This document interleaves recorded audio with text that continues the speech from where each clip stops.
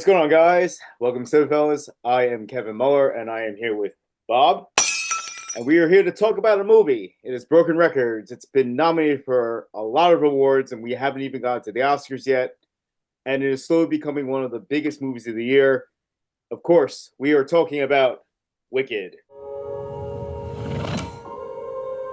I'm not afraid. It's the wizard who should be afraid of me.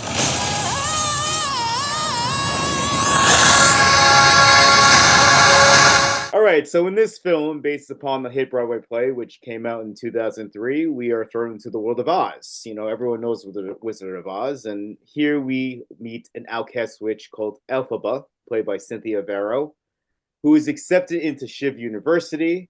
Here she meets Glinda, which I think she loses the A as the movie moves forward. At first, they are not on very good terms. They don't like each other, but as the movie progresses, they start to become friends, especially when there is a sinister plot against the animals, who are kind of brilliant minds in this world, and slowly they're losing their right to speak. And so that's kind of the mystery of the movie, on top of everything else that this movie throws. Bob, what did you think? I think this was a lot of fun. Honestly, the most beautiful movie I've seen. Like we were talking earlier, probably cinematography wise, like this has got the best visuals I think since Oppenheimer. Haven't seen many things more that like kind of I don't know, like kind of made my jaw hit the ground. Oppenheimer, obviously, just beautiful. The colors, everything like that. This is what movies are supposed to be. You're supposed to have just the immense amount of colors, the sight, like I hate to say the sights, the sounds, but it has all of it. And I'm not a musical fan, really, at least I wasn't. I really enjoyed this. This is honestly a big surprise for me because I didn't think I was gonna like it, I'll be honest. I was like, all right, this is just gonna be one of those things everyone likes. I end up watching. I'm like, whatever. No, I thought it was fantastic. Ariana Grande she was perfect in the movie. She was. She was made for the movie. Like this is what she's supposed to do. The only thing I didn't like about it is the abrupt middle end. Like, if you didn't know this wasn't a two-parter going in, you got so dropped at that midpoint where you're just like, oh, all right, well, I guess I'll be back next year, you know? Yeah, absolutely. I like the movie. I am happy it's basically destroying box office records. Everyone I've talked to loves it. I'm more of it. I liked it. There are problems with it. You were talking about the visuals. I don't know. It looked too pink at points. I don't know. It was throwing me off, and some of the like it looked too green screen. But I kind of gave it a pass because it kind of fits into the wondrous fairy tale esque world that this movie takes place in. I thought the dance sequences were incredible. John Chu, he did Into the Heights like 3 years ago, and that was one of my favorite movies of the year. And if this guy becomes like the musical dude, like I'm perfectly fine with that. He knows how to stage a good dance sequence, a good singing sequence. Cynthia Varro, who I've been kind of a fan of since The Outsider, which was on HBO. I thought she was great in that, equally great as here. But as you said, I thought Ariana Grande was fantastic in this movie. I thought she was great. She was funny, and of course, you know she can sing, she can dance. She is the ultimate showwoman, and together with the Varro, you know you're getting so much for the price of the ticket. Which, if you saw this in IMAX, it's like $25, $26. You know, I would justify it. I thought the story was interesting, especially with the what I mentioned in the review about the animals slowly losing their voice. Kind of like the link, how they linked it to the old Wizard of Oz story. I thought it was a little too long, little too long. And I turned to my friend who's a huge fan of the Broadway show, and I asked her, I'm like, is Act One of this play 2.5 hours? Because that's insane if that's true. And she like, no, she had stuff. And I don't, you know, as I said, it was a little too long. If it shaved off maybe like 10, 15 minutes, I may have liked it better. But, you know, that's not taking anything away from this movie. I thought it was fantastic. And I liked the voice cameos by Peter Dinklage as the goat. Loved him. And I also like the cameo of the original Glinda and Elphaba, which is Idina Menzel and Christian Chenoweth. So they were very nicely placed. Overall, it's gonna like it's just crazy. This thing has made so much money already, and it is not even Christmas time yet. I mean, it is Christmas time, but the break hasn't started, and this thing is gonna bust $200 million by the end of the year, I think. I believe I heard that around Christmas they're releasing the sing-along one where you go in and the signs are gone. Never seen it before where they had to say do not sing. But then again, this is uncharted territory when something that loved of a musical. I guess Les Mis, maybe, but they were so worried about people singing along to this. Um Now it's funny you bring up the noticing pink stuff. I actually said something similar. I was like, man, this is really I told my girlfriend this is another reason why sometimes I want to go to the movies alone. I don't want me in my ear. I was like, it seems like a rose hue. I was like, Yeah. and then I kind of stopped and went, I wonder if that's because this is Glinda's point of view.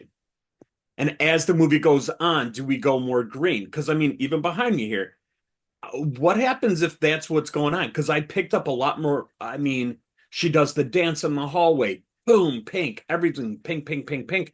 I'm wondering if we don't slowly transition where she starts getting the pink doesn't get as predominant, and then the green starts taking over because then we start seeing this Oh, character I develop never even into it. thought of that. That's a good point, man. That's a really good point. I did not think of Like, that.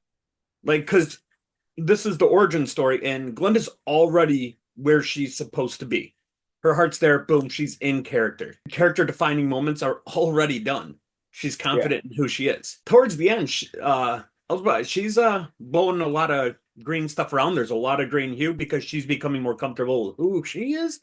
I might be just talking a butt here, but like to me, I'm wondering if we're not getting this balance now where the green's going to overcome in the second part, and it's just because now both characters are so set in who they are. Yeah, I also liked we got Michelle Yeoh here. I thought she was pretty good. Jeff Goldblum as the wizard. I forgot the guy's name. He's dating Anna Grande. SpongeBob. Yeah, I Yeah, don't. Yeah, he was good. I thought. The guy who played the prince was good. As I said, Peter Dinklage. I liked hearing his voice. But my favorite side performance, and I wouldn't even call it supporting, is if you watch SNL. I thought Bowen Yang was great in this movie. didn't even know he was going to be in it, and he's just killing it the entire time. Yeah. Anytime he's on the screen, I'm locked on, and yeah, it's fans of SNL. Like I was sitting there, like, oh, well, all right, he's on this, and then he just kept like I thought it was going to be a one off, but he's in all of these scenes around the school, and I was like, he deserves some stuff. Like he's doing Yeah. great. And I didn't know the story. I've always say that Broadway. I'm like, even though I live 45 minutes away from it, I'm not really in tune with musicals, like what's popular. Most movies I go to that are like this, that are based upon famous musicals, I kind of go in cold, like I did with this one. And I thought what they did with the story was pretty cool and setting up the characters. And there's definitely Easter eggs. Like my friend was telling me, oh, this means that, and it's a crowd pleaser, and I have a funny feeling this is going to win Best Picture. I was originally going to say it's an underdog for it. It's not. About 2 weeks, this is all of a sudden slowly becoming on even par with maybe two, three other films that will come around. But this could quite possibly, yeah, it might win it. I'm not going to lie though. Ariana is going to be up for something. She'll take it. Oh no, they both will be nominated. I think they, and if I had to choose between who's going to win, I would say it seems like you're saying Ariana, and I Hmm. agree. Well, when I was like younger, my cousins who are now like 19 years old, they had me watch Victorious with her in it. And I kind of had like, oh crap, I don't really want to watch this, but she's in it, and I remember saying like at the time I didn't really know who Ariana Grande was, and I'm like, she's good. Like this actress is funny. She has really good comedic timing. She played, I think her name was Kat, and Yeah, she was the airhead of the group. And I remember it was there were a couple of times I was laughing. I'm like, she's funny, and she brings that same energy here. And she's like, back to SNL. I know you and I are big SNL fans. I thought she was fantastic on SNL.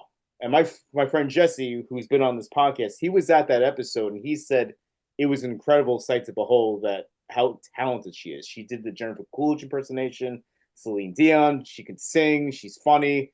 Like, yeah, I stand behind the fact that she will probably win. And this will be the I don't want to say redemption arc because I feel like she hasn't done bad stuff to have a quote unquote redemption, but I believe this will separate music from film, where now she's not just a music star acting, or that she was a child actor who could sing. Like this is going to bring her around to your whole world entertainer. I'm not going to compare her to this person, but Whitney Houston had this too. She was in the movies. She could sing, she could perform, like she was every eye was on her. And Ariana Grande is hitting that for me because she's been in, like you said, television shows. She's been in movies, got this it factor that Yes. just makes her a star. And I think this movie solidified it. I think you'll see her get a lot more leading roles. You'll see her in a lot more movies. And honestly, at this point, why would she keep wanting to go on tour when you can be gone for 6, 7 months, make a movie, and then sit back for a bit? I think this could be the transition spot where all of a sudden she only wants to act. And then, like, has that return album. I know we're talking a lot about Grande, but Cynthia Vera was incredible here too. Like she's great. I don't know if you've seen the hijinks with their interviews with this. It's kind of showy and kind of weird and theater Mhm. kiddish.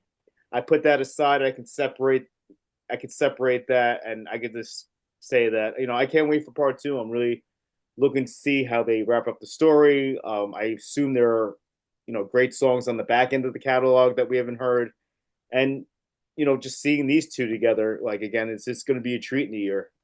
It's going to be crazy. And it's 11 months coming out. November, what was it? November 5th? November 5th, 2025 is when part two comes out. Oh, okay. November of 2025. That's all I know. Yeah. I might be off. Everyone I know who loved this musical, it was all Defying Gravity. So I'm glad we got that with the first one and didn't have to wait for the second film to get the song that everyone's obsessed with. Both Mhm. songs. Um, the thing I'm looking forward to the most, it's not just yes, I'm excited for the second one, but I want to see the break moment. Um, Friends no longer friends. I want to see that break moment. Yeah. Ariana's very expressional with her eyes. And that is what I'm waiting for. I'm waiting for the break, and you see the eyes and the heartbreak in there. Like, that's what I'm waiting for. It sounds weird, but like when you have this much magnetism in the movie and how, like, at the end, you're starting to feel this shift, you're going to have that break where both characters realize, like, this is who we are now. And I'm excited for it just because I want to see two talented actresses go off of each other and you can kind of feel that heartbreak. I love seeing people convey stuff without saying it. And I think we have two examples that, or two people on screen that could knock it out of the park. Yeah. Absolutely. I agree 100% with you. So, what would you give it? Oh, this is this is a 4.75. I'm not gonna lie. This was damn near perfect. I'd almost put it at 5, like Yeah. just there. Yeah. Personally, uh, it really doesn't matter what I say. This thing's incredible. People are seeing it. I'm gonna give it like a 3.5, a very strong 3.5. 3.5. We Yes. are we're I know. we're we're one away there. Yes. I know. As I said, I didn't love it. I appreciate the technical aspect, and I think this thing is gonna sweep everything like production design, visual effects, song, every. It's gonna clean up at the Oscars at the early awards, and maybe we'll get one for Ariana Grande, but technically this movie is incredible to behold. It's a work of love. You see everything. You see every ounce of dedication and passion within every frame of this movie. And I appreciate John Cho again. I think he's incredible. I gotta watch Crazy Rich Asians. I have to watch this thing. Every so often the Academy Awards something that is crowd pleasing. They did it with Green Book over Roma. I personally love Roma. I love Green Book. I really like that movie a lot, but not many people expected Green Book to win Best Picture. And same thing with Crash in 2005 when it beat Brokeback Mountain. Crash, I know a lot of people hate that movie. I like that movie a lot, I but did too. I didn't think it would. I didn't see that coming. yeah. No, yeah. So I have it. If not this year, maybe they're saving it for next year. But you got a lot of good stuff kind of coming up next year, so they may just do it this year. I don't know, but either way, we both liked it. What did you guys think? Did you hate it? Did you love it? Are you looking forward to part two? Let us know below on the video. Come to the website. We're on Facebook, Instagram, Twitter. Come see the podcasts. And yeah, that's about it. Go see a good, fantastic movie. Even though I gave it 3.5, still see it on the big screen possible. We're gonna wrap it up now. I am Kevin Muller, I'm Bob. and as we say on the site, Cheers. cheers.